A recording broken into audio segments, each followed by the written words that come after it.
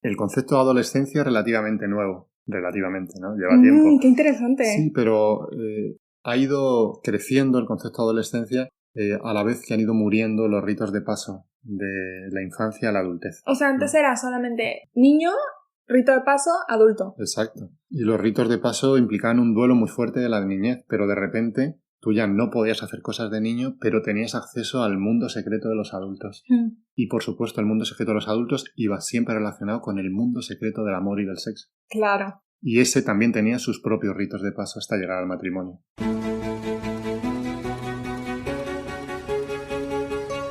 Hola, yo soy Juliana. Yo soy Miguel. Y esto es Paz entre las sábanas. Hoy vamos a hablar de algo que para mí fue un aprendizaje muy especial de iniciar mi relación con Juliana. Tiene que ver con que, yo tengo un amigo mexicano. Como sabéis, no sé si esto lo hemos dejado claro, aunque nuestro acento es evidente y por el podcast anterior, ¿no? Juliana es mexicana, yo soy español. Entonces tengo un amigo mexicano y cuando empecé con Juliana, pues él me fue dando algunos consejos, algunos ítems fundamentales, ¿no? Y me sorprendieron porque uno era que en México hay que diferenciar claramente entre lo que significa salir con una chica, ser su novio, finalmente su prometido. Pienso que en España, en Europa y en los países anglosajones sobre todo, esto está muy difuminado. Ya no existe esas diferencias. Tú inicias una relación que ni siquiera hablas, ¿no? Para empezar la relación. A lo mejor la inicias con un beso y simplemente sigues quedando. Si ambos muestran interés, pues siguen adelante. Posiblemente lo único que se habla ya es para casarse.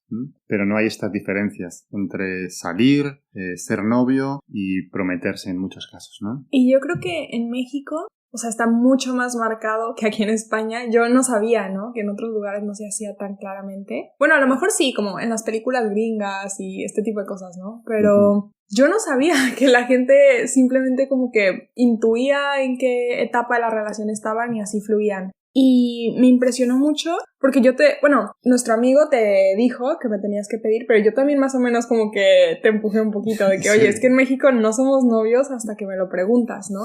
Sin embargo, obviamente esta es mi cultura, este es como, pues mi normal y es lo que yo veo con mis amigas y tal, pero también creo que poco a poco nos estamos influenciando más sobre todo las películas de Estados Unidos. Y también estamos empezando a adaptar esta nueva moda de no hablar las cosas y de no saber muy bien en dónde estás parado, ¿no? Y a mí se me hace muy interesante, es algo que he notado mucho desde que me mudé a España. Yo siento como si España simplemente estuviera una generación más adelante que México. O sea, veo como hay muchas cosas culturales que se están perdiendo en México y que en España ya se perdieron. Y que a lo mejor con la generación de tus papás todavía no se perdían.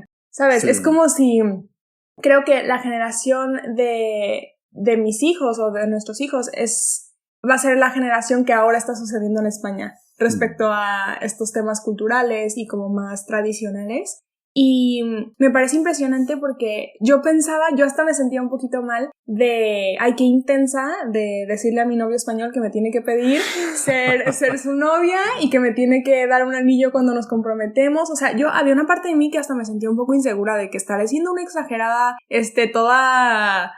old fashion, ¿sabes? Sin embargo, hablando con Miguel me impresionó lo importante que... Bueno, ahora les va a contar, ¿no? Lo importante que él cree que es esto para cualquier relación.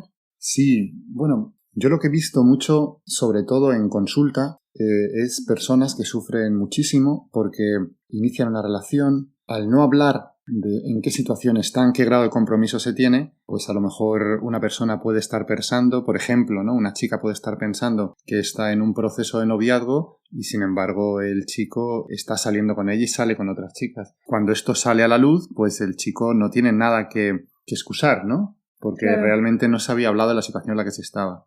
Y entonces... Hay como un limbo muy cómodo, ¿no? Claro. Para quien no quiere comprometerse. Claro, porque esto puede ser accidental o, como tú dices, un limbo cómodo para quien no quiere comprometerse porque crea la posibilidad de generar un juego muy perverso, ¿no? Claro. En el que chicos y también chicas pues abusen de las emociones de la pareja. Sí, un poco es que no sabía que éramos exclusivos y no sabía que éramos novios, entonces claro. Pues yo estaba ahí por la vida viviéndola locamente. Claro, sí. De hecho, hay ahora una moda, ¿no? De no poner nombre a la relación en la que se está.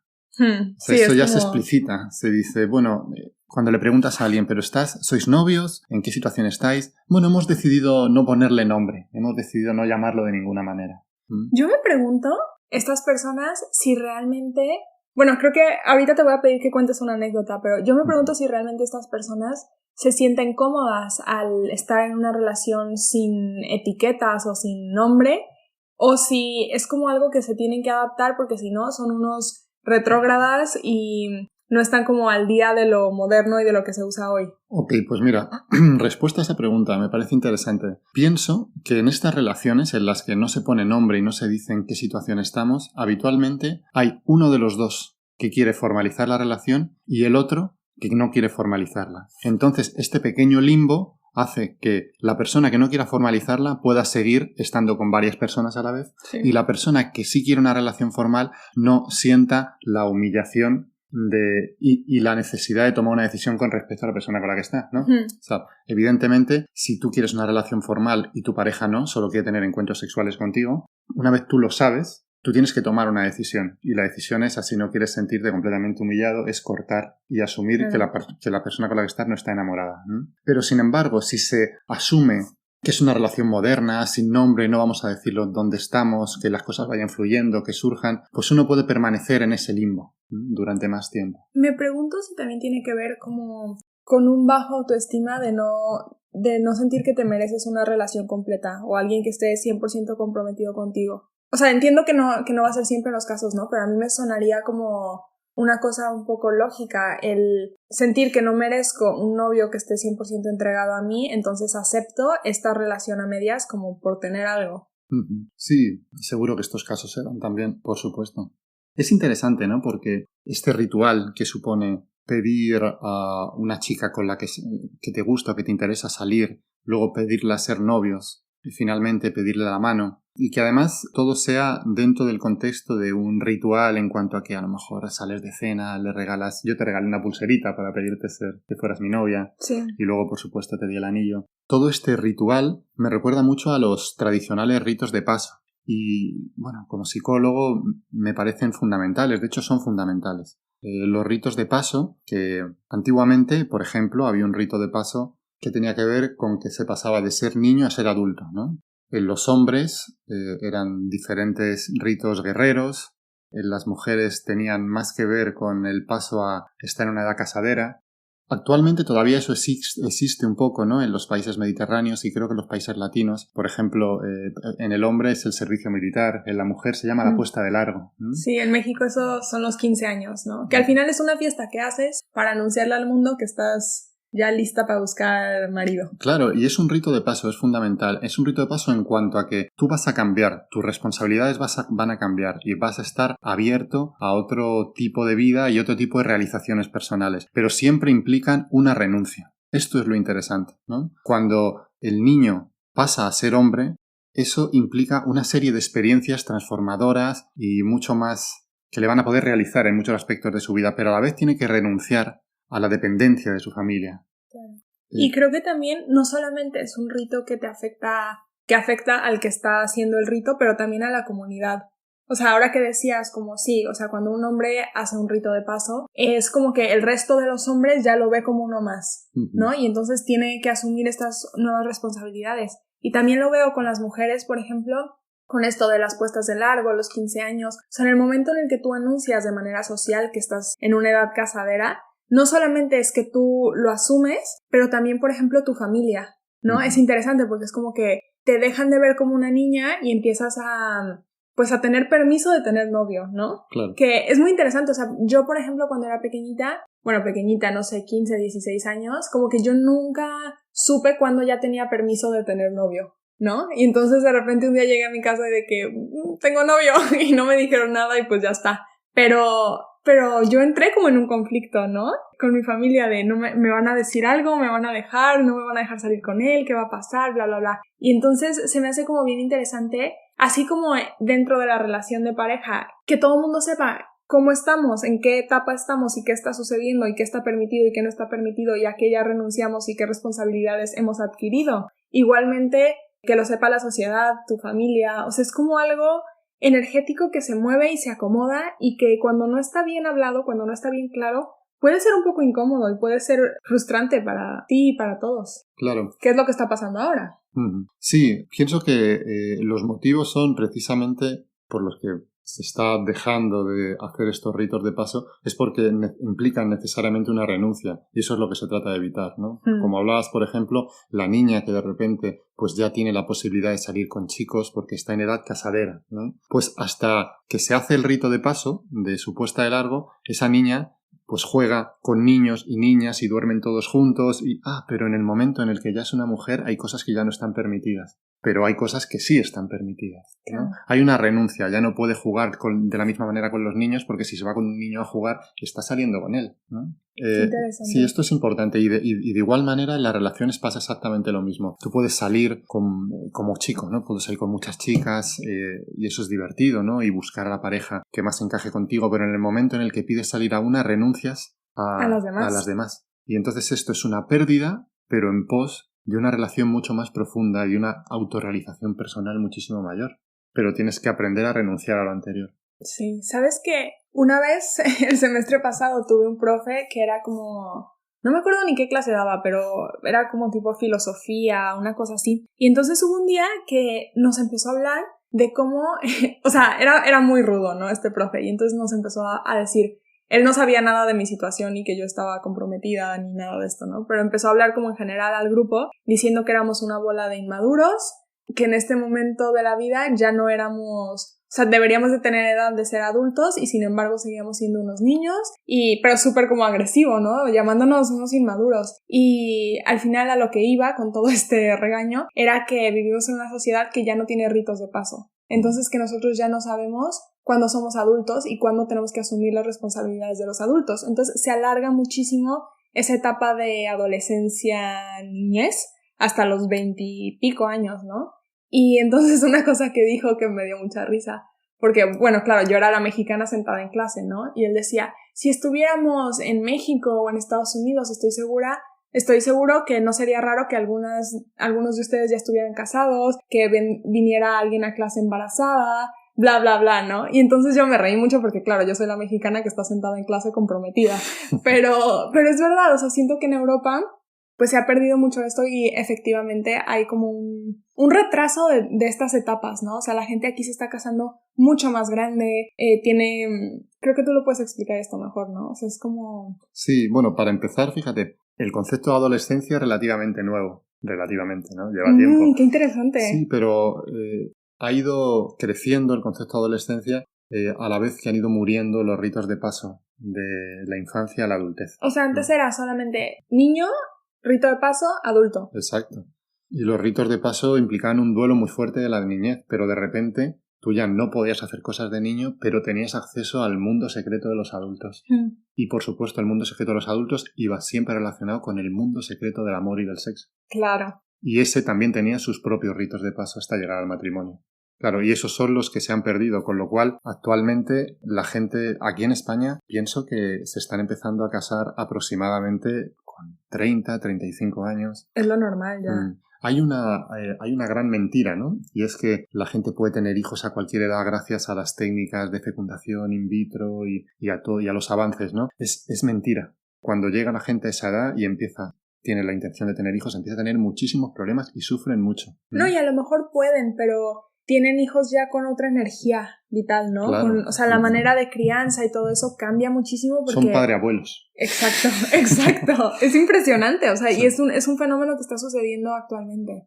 Y bueno, esto es todo hablando sobre la importancia de los ritos de paso, ¿no? Pero creo que queremos aterrizar esto un poco más hacia las relaciones de pareja y la importancia de tener bien claro en qué etapa estás y que los dos lo sepan, pero también el mundo lo sepa, ¿no? Que haya como una... reconocimiento social de que ustedes dos están saliendo, de que son novios, de que están comprometidos o de que están casados. Absolutamente. Sí. Con respecto a lo social, un movimiento muy importante y muy interesante que yo viví y que no pensé que iba a vivir jamás era cuando le pedí tu mano a tu padre. Ya. ¿No? Es genial, porque también como rito de paso... Eso no se usa en Europa, ¿no? No, aclarando. Para nada. Vale. ¿No? Imagínate, ¿no? Lo que estás haciendo es sea, para tu padre, familiarmente, Sí. lo que él está haciendo, recuerdo cuando le pedí tu mano, dio un suspiro y entonces me dio un abrazo y me dijo que sí, pero en ese suspiro y en ese abrazo lo que estaba era pasándome el relevo de tus cuidados, ¿no? Claro. A partir de ahora yo era el varón que tenía el deber de protegerte. Claro, ¿no? y creo que es bien importante pues dejarlo claro, ¿no? Sí. Que esté así. Y, ¿sabes? Hay algo muy interesante desde que nos comprometimos y desde que yo empecé a vivir en carne propia todo este pues ritual de paso, ¿no? De estar comprometida con alguien y de empezar una vida y de planear una boda y de todo esto. Creo que antes yo lo veía como algo súper cool y tenía muchas ganas y soñaba con mi boda y con planearlo y bla, bla, bla, ¿no? Pero ahora que lo estoy viviendo me doy cuenta la importancia que tiene y la profundidad que toca, ¿no? Y los procesos internos que se empiezan a dar gracias a estar cruzando por esta etapa. Hace poco hablaba yo con una amiga, que mi amiga es como súper moderna, bohemia, artista, espíritu libre total, ¿no? Y entonces estábamos platicando y ella me decía, pues esta idea, ¿no? Que ahora está muy de moda de yo la verdad es que no creo en el matrimonio, yo creo que si tú quieres estar con alguien, pues no necesitas un papel que lo compruebe o que te amarre a esa relación, etcétera, ¿no? Y creo que yo hace muchos años hubiera, por más que quería mi boda y mi fiesta y lo que sea, creo que hubiera caído en esa idea, ¿no? Porque es hasta casi romántico, de que yo no necesito que nadie me amarre a esta persona porque yo quiero estar ahí, ¿no? O sea, un poco como... Claro. Pues esto.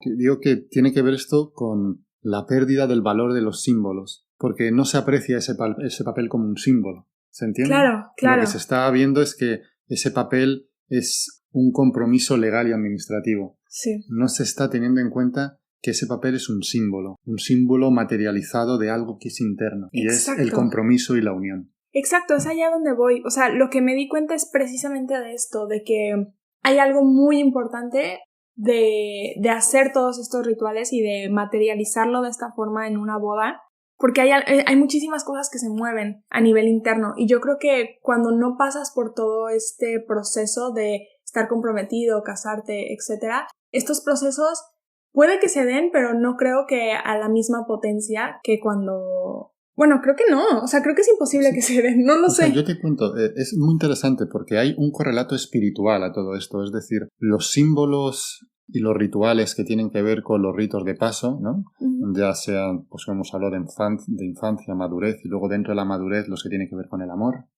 Esos ritos, esos símbolos no salen de la nada, no son creaciones del hombre, sino que parten del inconsciente más profundo. En los sueños aparecen esos símbolos. Lo que pasa es que hemos perdido mucho nuestro contacto con ese lado espiritual. Entonces, no permitimos que los sueños y los símbolos internos nos afecten con la misma potencia. Qué interesante. Sí, es muy interesante. Los rituales externos que se hacían no eran otra cosa que una cristalización material de esos rituales que aparecían internamente en forma de sueños, que no eran otra cosa que mitos individuales. Los mitos serían sueños colectivos. Sí, ¿sabes qué? Ahora que hablas de esto, creo que les quiero platicar un poquito de mi proceso al decidir casarme contigo, ¿no? Porque, como les digo, es un proceso que yo no esperaba, que yo no sabía que iba a suceder, pero que creo que es el que ha hecho toda la diferencia, decidir casarnos y hacerlo todo como con los ritos y los protocolos que van, y haber dicho de que no, tú y yo nos queremos y vamos a vivir juntos porque no necesitamos un papel, ¿no? Uh-huh. Y creo que lo que ha sucedido en mí pues son muchas cosas, ¿no? Tienen muchísimo que ver con esto que hablamos de la renuncia, de que cuando pasas un rito tienes que renunciar a muchas cosas y aceptar cosas nuevas, ¿no? Y han sido como 20 que me han caído en diferentes etapas. Por ejemplo, quiero contar uno que para mí fue como súper interesante, ¿no?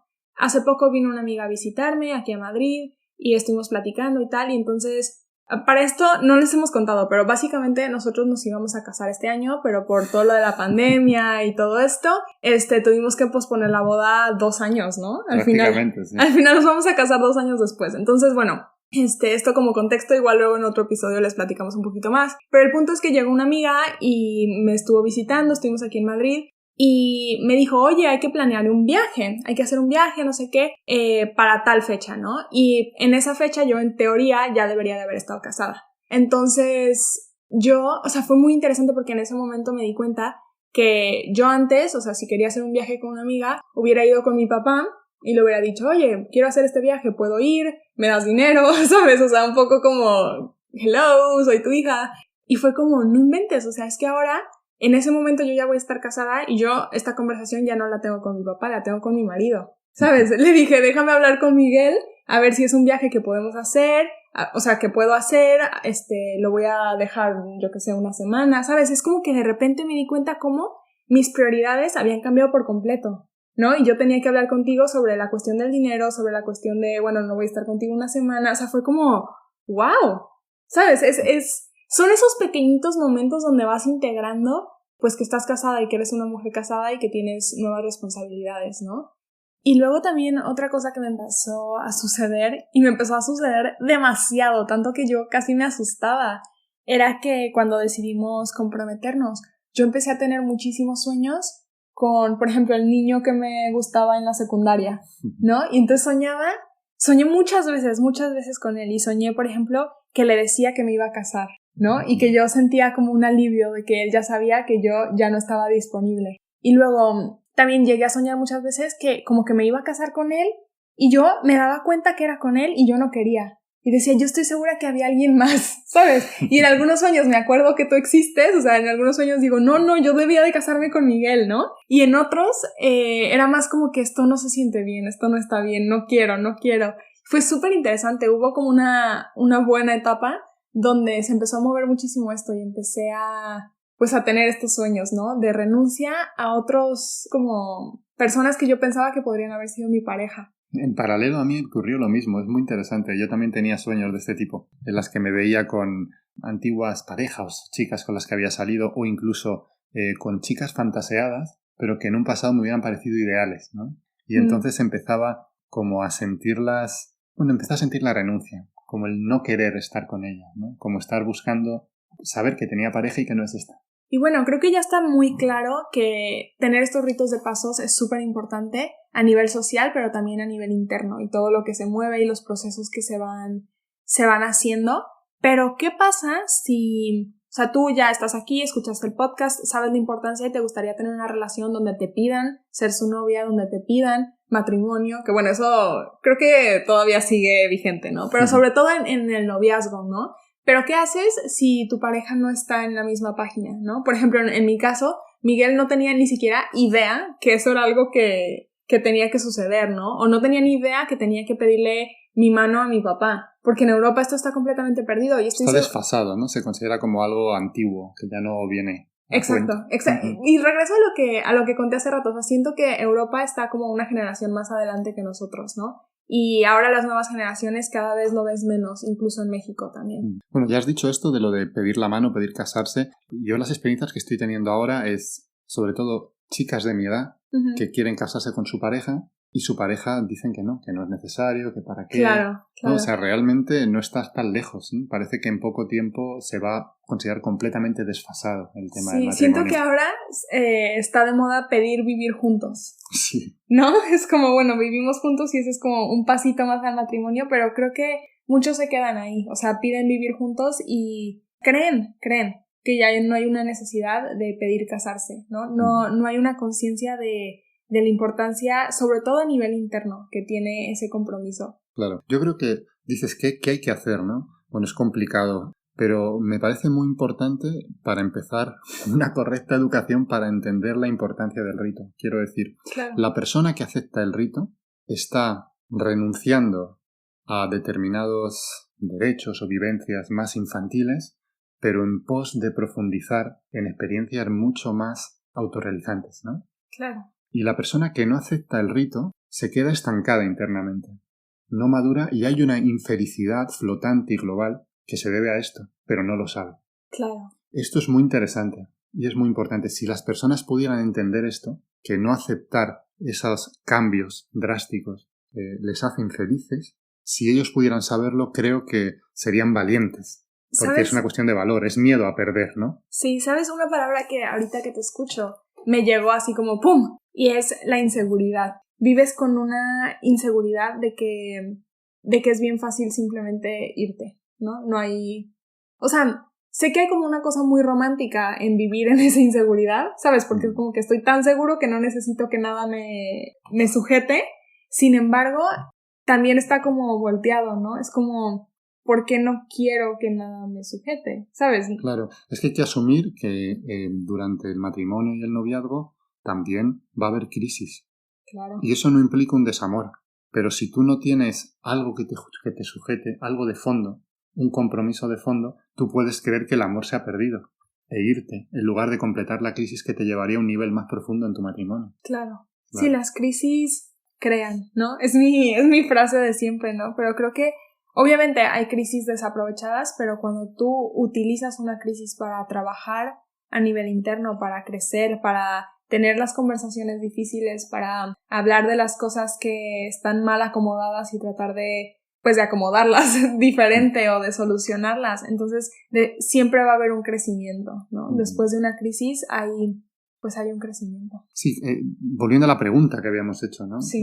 ¿Qué hacer si tu pareja no cree en esto o no? Fíjate, en mi caso, pues era Juliana la que venía con este repertorio de ritos que yo tenía que asumir, ¿no? Yo tenía la excusa de mexicana, ¿sabes? Claro, sí. Y como hemos hablado en el podcast anterior, pues yo soy mayor que Juliana, tengo 15 años más. Entonces creo que en mi caso, las cosas que me hicieron acceder de buena gana y además tomármelo con entusiasmo fueron, primero, que a mi edad estaba cansado. Quería hacer un cambio de vida y sabía que un rito que cortara con lo anterior me permitirían hacer algo nuevo. Qué interesante. Entonces este hastío de mi vida anterior, de esta necesidad de cambio, creo que me hizo mirar con mucha ilusión, con mucho entusiasmo la posibilidad de hacer las cosas bien y de casarme, ¿no? Por otro lado, había emprendido un camino, digamos, espiritual de transformación y de autoconocimiento, ¿no? Sí. Y hay momentos en los que se necesita dar un paso para poder llegar más lejos. Claro, entonces, y este era el paso que seguía. Claro, ¿no? tenía la confianza.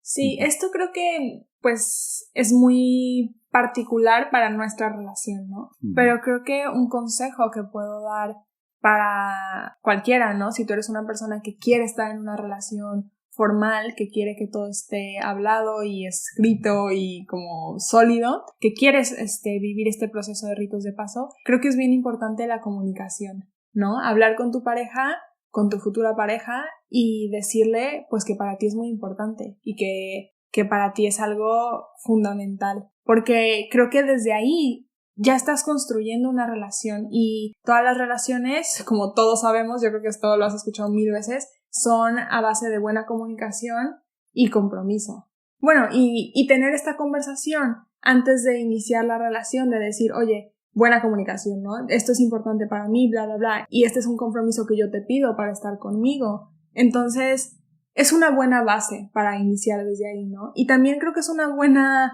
manera de darte cuenta cuáles son las intenciones de la otra persona, ¿no? Porque si desde el principio les mueve un poco que tú quieras que te pidan ser su novia o este tipo de cosas, pues ahí ya también te puedes dar cuenta un poco, pues de muchas cosas realmente. Uh-huh. ¿Qué opinas tú como psicólogo de mi super consejo? Claro, pienso, fíjate que pensando, ¿no? En qué es lo que puede hacer que uno le eche para atrás, ¿no? Esta forma de hacer las cosas. Entonces pensaba, como hemos hablado de ritos de paso, pensaba en los mitos, ¿no? Y pensaba como toda la persona que se expone a un rito de paso siempre es un héroe.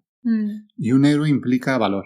Esto es, ¿no? Sí. Tener valor para morir al antiguo y eso te permite renacer a algo mucho mayor. Siempre en todos los mitos hay una gran recompensa. Sí. Y todos los mitos hablan de ritos de paso, de muerte al antiguo para nacer a lo nuevo. Entonces, honestamente, y mirándome a mí mismo como era antes de tomar este compromiso contigo, pienso que en mi caso había una falta de valor, un miedo a soltar lo antiguo, a lo que me sentía muy apegado y era una etapa por la que ya había pasado, ya la había exprimido, ya no podía sacarle nada nuevo, nada bueno para mí, sin embargo me sentía apegado, tenía miedo a soltar.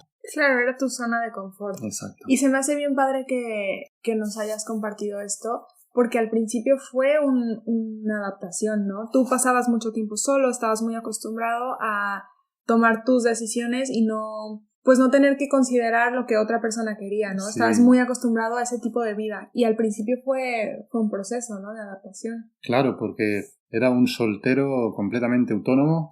Claro. Y eso es una etapa muy interesante también. Pero es verdad que, de nuevo, ya la había exprimido. Ya no podía sacarle nada más. Hay una infelicidad, es un hastío existencial que tiene que ver con una especie de aburrimiento vital. Sí. Y tiene que ver con esto, que todo el mundo sepa que ese aburrimiento que a veces sentimos tiene que ver con que ya se ha exprimido una etapa al 100% y hay que avanzar. Y avanzar muchas veces supone enfrentarse a un rito de paso, morir a lo antiguo para nacer a lo nuevo. Oye, y me pone a pensar, por ejemplo, en un noviazgo, ¿no? O sea, creo que en los noviazgos a veces duran, no sé, 5 o 6 años y puedes entrar incluso con pareja en esta etapa de sentir que ya lo exprimiste todo. ¿Qué pasa ahí? Claro. Fíjate, muchas veces, yo esto lo veo mucho en consulta también, y entonces estas parejas saben intuitivamente que se han dado en este hastío y que hay que profundizar en la relación. Y entonces pienso que en muchos casos toman malas decisiones y, por ejemplo, deciden tener un hijo. Algo claro. nuevo, un compromiso mayor, ¿no? Es verdad que se necesita algo nuevo, un compromiso mayor, pero no necesariamente tiene que ser un hijo. Puede ser un compromiso mayor en cuanto a la honestidad del uno con el otro. Puede ser un compromiso mayor en cuanto a iniciar un proceso de confesión el uno con el otro para profundizar en el autoconocimiento. Claro. Y así... O sea, lo que estás diciendo un poco es como modificar la dinámica para que sea una relación más espiritual. Sí, habitualmente las relaciones empiezan mucho más con la energía puesta hacia afuera, ¿no? Claro. Cosas que hacer juntos hacia afuera. Y llega un momento en que eso ya no funciona. Entonces ya es cosas que hacer juntos hacia adentro. Trabajo interno. Claro, ya la cuestión no es darle a tu pareja tu mejor cara para que se enamore de ti y hacer cosas juntos que os unan, sino darle a tu pareja todas las caras, que te conozca en profundidad, tener el valor de confesar tus zonas oscuras para poder cambiarlas poco a poco. Y entonces este conocimiento del uno, conocerle el uno al otro en profundidad, hace que emerjan emociones y sentimientos nuevos y un amor mucho más profundo. Sí, y definitivamente si buscas hacia adentro, nunca vas a dejar de encontrar. ¿No? Ahí sí que no te aburres jamás. Sí, es un universo a veces muy turbulento. Claro, claro. Va a pasar de todo, pero se inicia una gran abertura, claro. Sí, y creo que, bueno, lo hablábamos en los episodios pasados, pero por lo menos nosotros ese es el enfoque que le damos a las relaciones, a nuestra relación de pareja y, bueno, y lo que creemos que las relaciones de pareja deberían de ser o son para lo que son. Y es recuperar este enfoque que ha sido así por cientos de años en diferentes culturas místicas del planeta. Bueno, es como recuperar este enfoque, ¿no? Claro, y sí, solamente como pues recordando, ¿no? Que esto es un poco de lo que vamos a estar hablando en el podcast. Este es nuestro enfoque principal y si les interesa cómo hacer esto, cómo vivir la vida en pareja desde ahí, pues nosotros lo que estamos tratando de hacer con este proyecto es precisamente pues platicarles un poco de lo que estamos descubriendo en nuestra vida en pareja. Sí, lo que estamos descubriendo cuando metemos la pata, que es muchas veces, hablarles de todos nuestros errores, pero también, bueno, de todos nuestros aciertos y cosas bonitas que hemos descubierto y que hemos vivido. Sí, creo que han sido un par de años donde hemos aprendido mucho y donde se han movido muchas cosas, entonces... Este podcast también tiene que ver con que al hablar de nosotros, de lo que sentimos, es una forma más de profundizar en nuestra relación, ¿no? Claro, sí, también nos funciona a nosotros como un ejercicio. Y me encanta, la verdad. Estoy disfrutando mucho este proyecto y si nos has estado acompañando estos últimos episodios y planeas quedarte un ratito, pues muchísimas gracias. Sí, de verdad. Muchas gracias, ha sido un placer. Sí, y bueno, creo que ya estamos terminando el episodio, solo recordándoles que nos pueden seguir en nuestras redes sociales como Paz Entre las Sábanas en Instagram, en mis redes personales como Juliana Padi, y aquí nos vemos la próxima semana con un nuevo episodio. Un saludo. Gracias.